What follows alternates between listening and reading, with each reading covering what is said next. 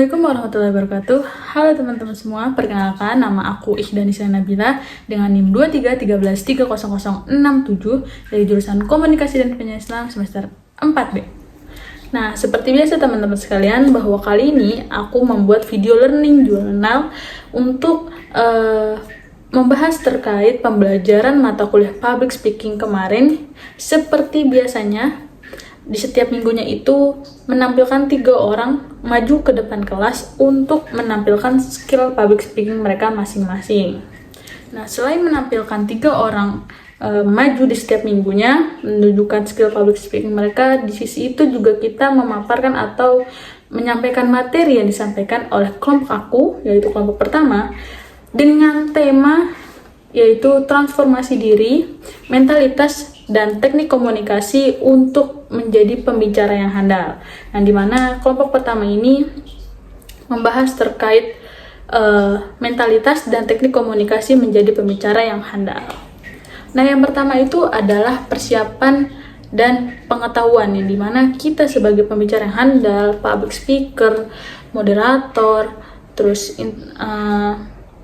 pidato itu mempunyai persiapan yang matang dan mentalitas yang tinggi, karena selain persiapan dari materi yang kita buat, terus mentalitas kita yang sudah kita siapkan, tapi juga harus pengetahuan yang harus kita cari ketika kita berbicara kepada banyak audiens. Jadi sebelum kita berbicara depan banyak audiens, perlu kita menyiapkan mental pertama dan pengetahuan yang akan kita paparkan atau bisa disebut dengan materi. Nah, dalam materi ini kita nggak boleh tertuju hanya tulisan yang kita cari, tapi kita juga harus mengembangkan ide kita, pengetahuan kita yang kita tahu kepada audiens, sehingga kita tidak berpatok pada materi yang sudah kita cari.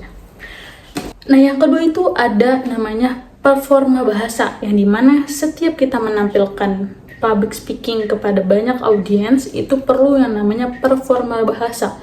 Kenapa performa bahasa itu penting? Karena A, I, U, E, O yang jelas dan bahasa-bahasa yang perlu kita pahami seperti sesuai ejaan EYD, dan ada tulisan-tulisan yang ada di KBBI. Nah, dalam performa bahasa kita harus menyampaikan bahasa-bahasa yang baik dan benar. Seperti apa bahasa baik dan benar?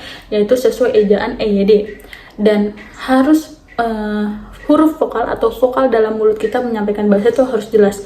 Jangan kita menyampaikan bahasa yang menurut kita bebelibet gitu, beribet lah, kayak gagap, gagu gitu dalam menyampaikan suatu bahasa. Nah, jadi sebelum kita menampilkan performa kita kepada banyak audiens, terutama dalam bidang public speaking, itu perlu adanya performa bahasa yang baik, dimana kita harus melakukan pemanasan mulut agar tidak belibet dalam berbicara. Nah, setelah membahas terkait performa bahasa, kita membahas tentang komunikasi verbal, yang dimana mungkin tidak jauh beda dengan performa bahasa, yang dimana komunikasi verbal juga merupakan salah satu dari komunikasi, berupa kata-kata dan juga tulisan, lisan dan juga tulisan. Nah,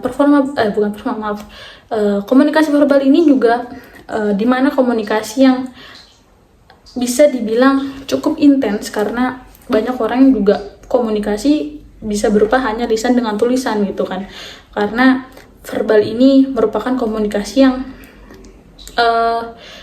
bisa mengerti apa yang kita maksud gitu, bukan bisa kayak kita berbicara yang menggunakan lisan gitu. Tetapi selain dari komunikasi verbal, materi selanjutnya itu komunikasi nonverbal, di mana komunikasi nonverbal ini itu adalah suatu pelengkap dari namanya komunikasi verbal, karena komunikasi verbal ini hanya membahas tulisan dan juga lisan kan. Nah, sedangkan komunikasi nonverbal ini pelengkap, atau diibaratkan verbal dan nonverbal ini tidak bisa dipisahkan, dan seperti koin yang menempel seperti itu, jadi tidak bisa dipisahkan dan emang saling melengkapi gitu, komunikasi verbal dan nonverbal. Jadi kalau misalkan orang berbicara tanpa ada gestur ataupun gerak yang kita tunjukkan, orang bakal tidak sepenuhnya mengerti apa yang kita katakan gitu. Tapi dengan cara kita menerapkan komunikasi verbal, di verbal juga orang baru mengerti. Semisal kita mau menunjukkan sesuatu tanpa bicara, ada dia tuh, nah dianya siapa? Banyak orang di situ, padahal kita menunjukkan dia tuh, tidak menunjukkan nama. Orang nggak paham kita menunjuk ke siapa. Maka dari itu, komunikasi nonverbal ini merupakan pelengkap dari bahasa komunikasi verbal.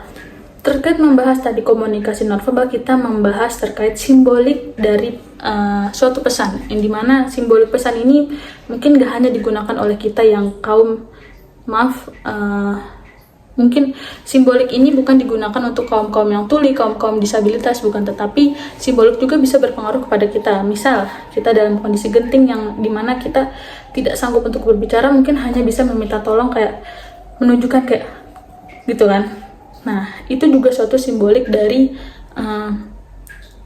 pesan gitu. Jadi nggak hanya orang-orang tertentu atau kaum disabilitas yang hanya menggunakan ejaan simbolik pesan, tapi juga kita harus belajar terkait simbolik pesan yang mungkin orang tanpa sadar gitu peka akan suatu hal yang mereka berikan simbol gitu. Misalnya simbol tolong gitu, kayak tolong kayak nangis seperti ini kan. Mungkin orang juga nggak mengerti apa itu. Jadi simbolik pesan ini bisa membantu orang yang tidak paham akan komunikasi mereka tersebut. Nah, terakhir pembahasannya adalah penampilan. Kenapa penampilan? Karena menurut saya dalam public speaking ini penampilan memang sangat diperhatikan. Karena dimana orang saat berpublic speaking, pasti selain materi yang diperhatikan, penampilan mereka pun diperhatikan. Gak hanya dari gestur, gerak tubuh, kontak mata, ataupun cara dia berjalan, tetapi penampilan yang dia pakai, yang dia tunjukkan kepada audiens juga mempengaruhi dari public speaking yang mereka sampaikan. Jadi dalam public speaking ini perlu adanya penampilan yang bagus gitu, baik itu dari baju, pakaian, terus dari wangi-wangian gitu kan, dari dandanan kita bersih, rapi gitu. Orang segan melihat kita saat kita berpublic speaking gitu. Jadi penampilan juga salah satu yang perlu diperhatikan dalam berkomunikasi di depan umum, salah satunya public speaking kayak gitu. Jadi materi terakhir ini memang sangat melengkapi, dimana orang berfokus pada materi, kita juga harus berfokus pada penampilan. Mungkin itu saja teman-teman yang bisa saya sampaikan terkait materi yang dibahas kelompok saya sendiri, atau kelompok pertama di minggu kemarin ya, public speaking. Jadi itulah rangkuman atau ulasan dari yang saya rangkum terkait materi tersebut. Itu saja, kurang lebihnya mohon maaf. Wassalamualaikum warahmatullahi wabarakatuh.